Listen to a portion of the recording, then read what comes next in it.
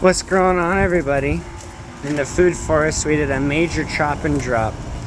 Learned a lot about rattlesnakes and how they like to be under a foot of grass. So, got some compost piles. Got another 12-hour day to kind of organize everything.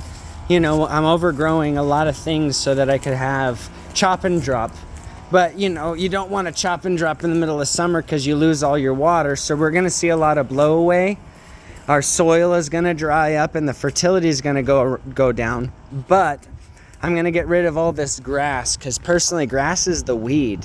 Everything else that was chopped was food, medicine, and wildflowers. Grass doesn't really do anything for me because I'm not a cow or a sheep or a rabbit, you know? Anyways, so in the food forest update, I'm so happy and grateful that I had learned a lot about things, and for the sake of the community, because we live in Rattlesnake Roundup area, I'm going to update the food forest tech here because, you know, in the middle of town, people worry about rattlesnakes. When you live out in nature, snakes are just there, so you just, like, enjoy them. So we've got lots of compost piles. There's a whole bunch of compost piles we're going to be raking into and around fruit trees to feed them, all the chop and drop we did. We have some wood that we collected, and we're going to be breaking it down, putting it in the biochar bin over here. Here, this is all going to become biochar tonight. We're going to cook some steaks. Oorah. And on that note, not that I want to ever ask for sponsorship. Oh, look at this apple.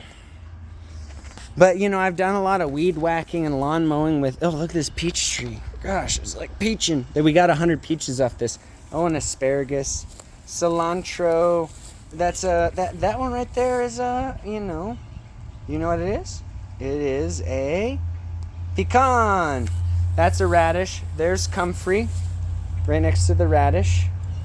Right here. That is a comfrey. That is not a weed. That is one of the most valuable plants you could have in your food forest when you're starting out. And if you want to get comfrey starts, you can buy them from us if you'd like. That is a blackberry. Right next to it, it looks like grass, but guess what? It's not grass. That right there is a date palm. Yeah. And I planted way too many seeds. There's a whole bunch of date palms right here. Right? Okay. You see them?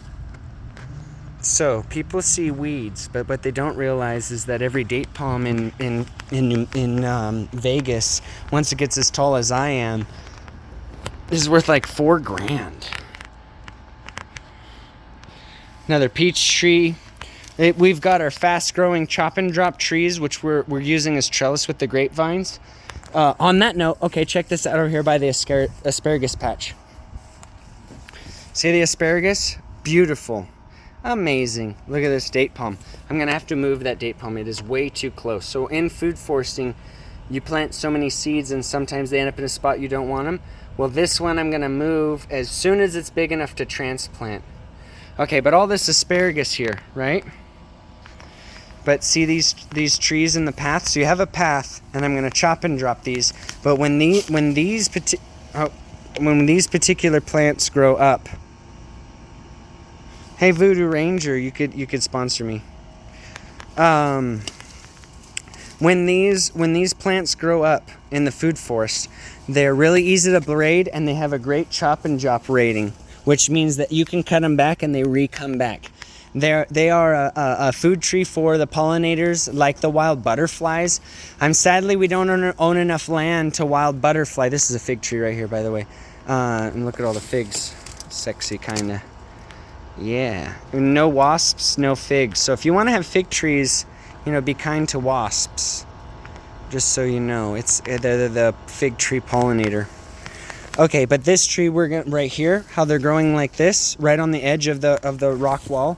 And all of our rock walls in this garden, we went fossil hunting and treasure hunting, and we found like the perfect rocks to rock it out. That, you know, is rocks. They're cool rocks. You usually have to come and visit if you're into fossils and crystals and gold mine rocks. But anyways, so these trees we're gonna braid, and this will become an arch with the fig tree, and it'll be groomed.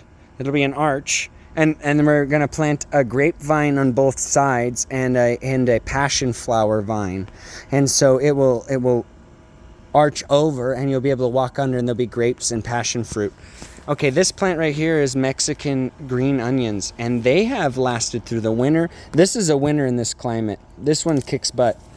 Makes a lot of seeds, and you know, sometimes when they get ugly, you chop and drop them. But people, you know, everyone can eat from them. We've been doing a lot of chop and drop in the garden, so a lot of our favorite plants at the moment here, they've been disturbed. So I had to get rid of a lot of wildflowers.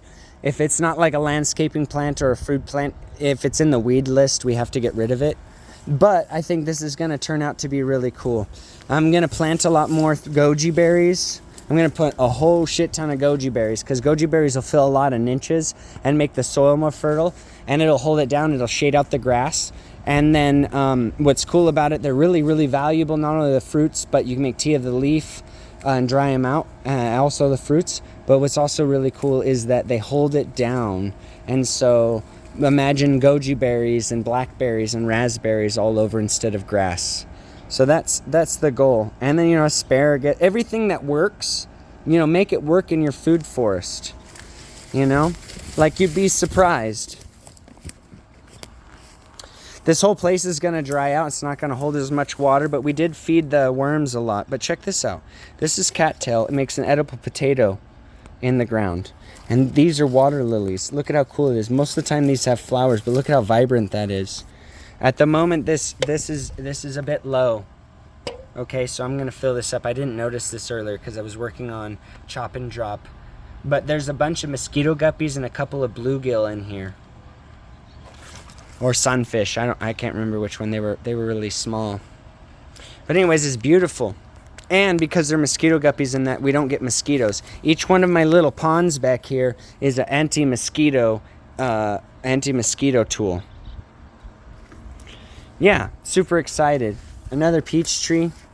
On the note of comfrey, man, everybody should have it in the garden. Here's another comfrey right there. Boom. Where a comfrey is, fertility is booming. Now when they get a certain size, I cut them up and then I replant them all over. So my goal is I'm going to hugelculture. So all the wood back here they're inoculated with pink oyster mushrooms. And when the climate is right, these will be fruiting with pink oyster mushrooms. You can see them in the hugelculture beds, right? And then I do chop and drop. So everywhere, it's hard to see right now. You can see it over here.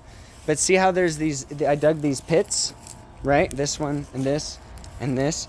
Well, when I first got here, all the water that poured into our land left the property, went out the back, over there, and down the street. Now, since I kept digging these and kept digging these until the strongest rain I ever saw, no water left the property. And they're all over.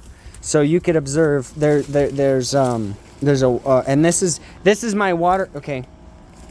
The roof, all on the back side, mostly slopes to the backyard. So all of these water catchment systems are leading into seep ponds that recharge the water well in the aquifer, rather than just going out to the city and touching everybody's oil and trash and bullshit, right? So people are like, oh, it's not level. But I literally spent hours and days of my life digging this so that our food forest, eventually, we don't ever have to have a sprinkler once things get established. Well, if you like this kind of content, like, share, and subscribe. Maybe look at some of our other products and stuff. And if you want to share seeds or anything, let me know. We might as well cross-pollinate. If we don't have if we're not growing food forests, there might not be enough food for us. Look at this grapevine on that note. So everything that's growing here except grass is food or medicine.